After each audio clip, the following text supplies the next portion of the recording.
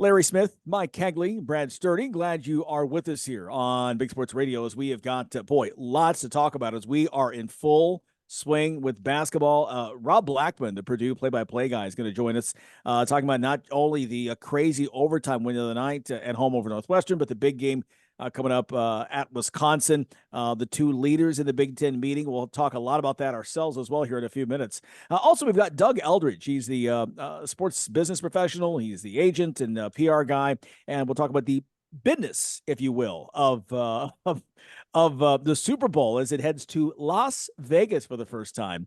What happens in Vegas stays in Vegas, except when you play a Super Bowl, somebody's going to take home a trophy and about $150,000 per player. Yeah, that's the way they wish you were in the NFL and you were a Chief or a Niner. But let's talk with a little football right now. Michigan's former head coach, Jim Harbaugh, hoping to return to the Super Bowl one day with the Chargers. His replacement in Ann Arbor is the guy who walks into the job 6-0 as the Wolverines' interim head coach during this past season, Sherrone Moore, the offensive coordinator. Every single day, our program will be in pursuit to see how, as a team, on and off the field, we can strive to be the best organization in football.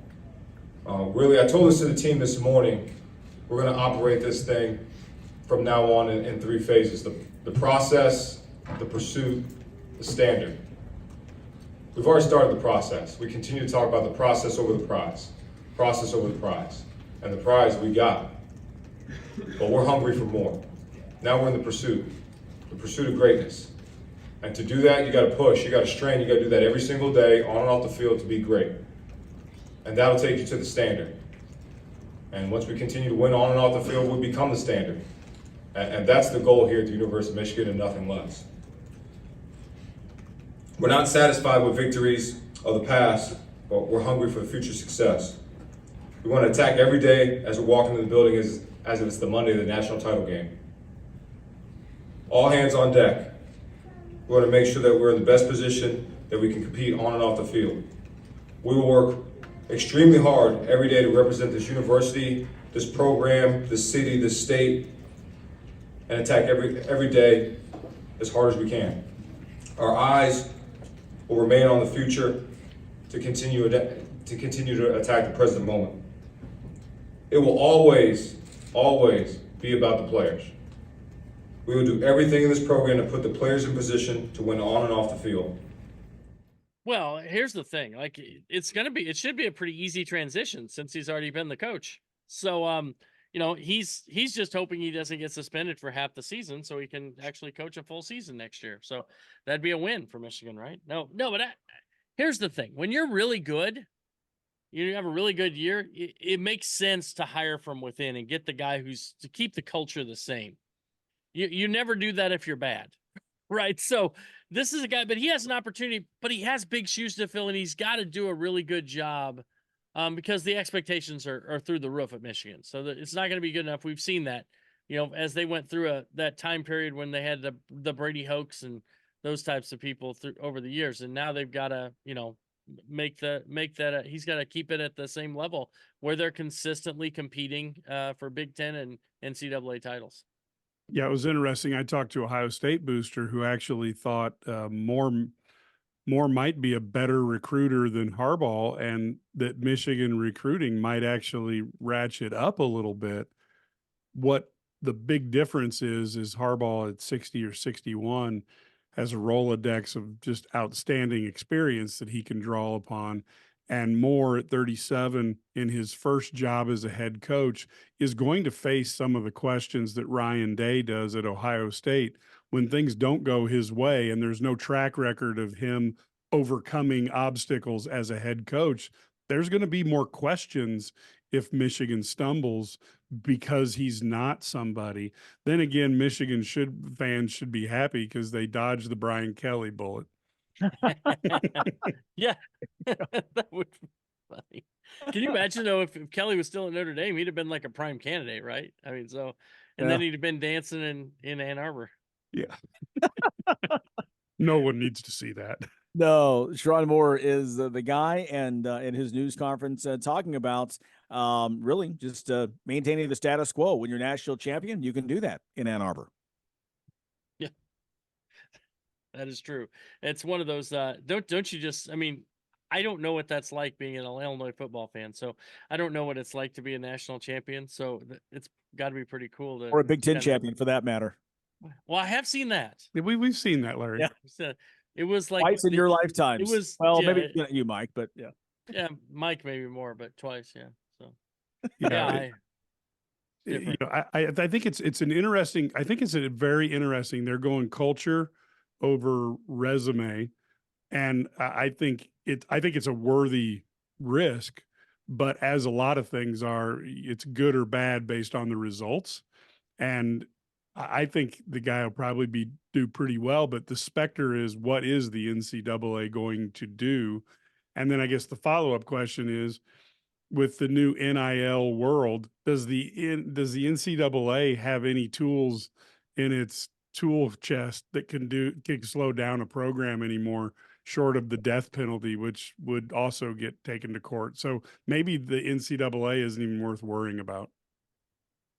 Well, so far it hasn't been, right? So, I mean, you try, even the Big Ten jumps in and they agree to suspend Harbaugh for 3 games. Both sides agree, and they still run the table and win it all 15-0. So what are you going to do? Big Ten next year is expanding, of course. July 1 is when the 4 teams from the Pac-12 come in. USC and UCLA, followed more recently by Oregon and Washington. All are already making their changes to change logos and all of their various athletic venues. The Big Ten coming out this week with the change in format in the tournament play. Now, one thing they did say was that the regular season will remain the same, still 20 games scheduled for the men, 18 for the women, but the tournaments expand from 14 to 15 teams. Help us out and explain that to me. Right. Yeah, so there we go.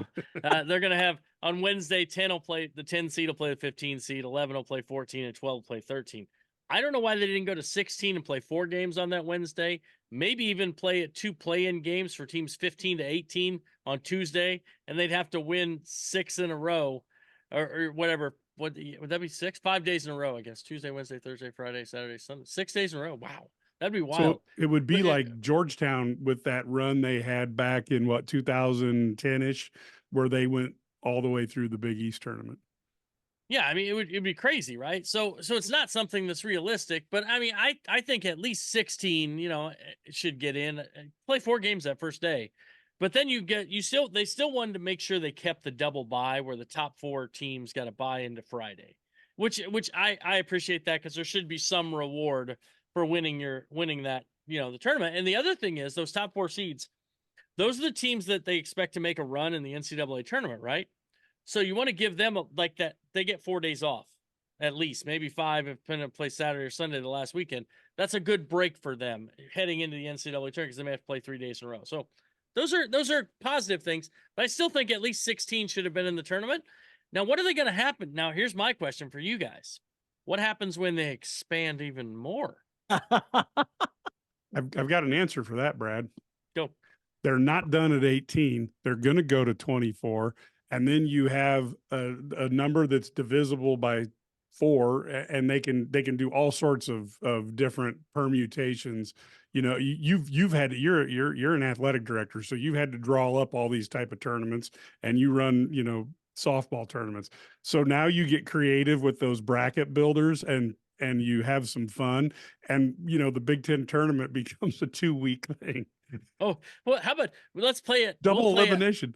We'll play it in Indy. We'll play at Butler, and we'll play at Bankers Life. So we'll have two courts going. Exactly. Or what you do is you have the final weekend, you leave it open, and the bottom 8 teams will play their own mini tournaments, and it'll be just like they'll arrange whoever is down. They gotta win their way in. Yeah, you got to win your way in to get into. There you go. I love it. Final round. So there you go. So we should be in charge of the Big Ten. We should. We should. 4 the games. officials would be better. Yeah, it'll be all at home sites, right? 4 games on Saturday, 4 on Sunday, and then the winners of that you get to go in and play on Wednesday in the lower levels. So Petitti's like, I just started, guys. We're taking over. Exactly. And I just broke my abacus trying to figure that one out. So that's a scary thing. So, but yeah, Big Ten basketball. That's interesting. Speaking of, we'll talk a lot more about that. What a crazy game And we're going to talk to Rob Blackman here in a moment about that. The other night, the overtime game in West Lafayette, Northwestern shooting lights out recently in those home games last week. They upset Illinois. They were ranked number 10 at the time. Just obliterated Ohio State. Hot shooting in both. They continued that Wednesday night, but still they force overtime, and then Purdue getting not only all the calls, it seems, but also they getting the win in overtime. Yeah, Purdue's still shooting their free throws from the technical that Chris Collins got at the end of the game. He got like 14 technicals, so it makes hey, you know what made that game really interesting? It was a great game all night. Purdue got all the breaks, shot free throws 41-8, right? But what really impressive was the line. Those final 4 free throws made the people. I had a guy text me, I just got a parlay because Collins got a technical at the end. 2 technicals. He got 4 free throws. It goes from being a 7.5 point swing spread, and then Purdue wins and covers. Yeah.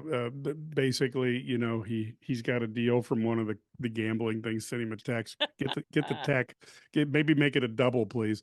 But I will tell you that last year Illinois got a massive 30 foul shot differential at Northwestern, and then Northwestern, gets, I think it actually ended up after those technical fouls, I think it was 46-8. And so you end up, when you end up with that type of differentiation, that means that fans get to go, well, our guys went on the inside and their guys stood outside. I'm like, no, it was horribly reffed, because, I can see a 15-20 free throw spread, maybe. But when you get to 30 plus, that's just bad refereeing. And Boo Buie got hit at least 3 times on the final play of the game. He should have been I know you don't want to put a guy with no time at the free throw line. Well, don't tackle him if you don't want him to be there. And the refs blatantly ignored it. Yeah, it's unfortunate. I can't argue, Mike. But for once, I get it. I get a quiet Brad. I gotta agree with Mike, and I, you know what? That means it must be true, because I never agree with Mike. Exactly. That's right. Never happens, except when we say that we have a loaded show. And again, we'll talk more about this with Purdue's veteran play-by-play man, Rob Blackman, is going to join us here in just a moment. We've got more about the Boilermakers basketball program and the big showdown in Madison this weekend. The Boilers at Wisconsin, ranked number 6 in the AP poll as they jumped 7 spots this week. Just a massive showdown. And look, for Wisconsin, listen, they're 8-1 going into that game in conference play. But they have not yet played Purdue, and they have not yet played Illinois. So we'll talk more about that coming up as we're just getting started here. It's Big Sports Radio. Stay with us.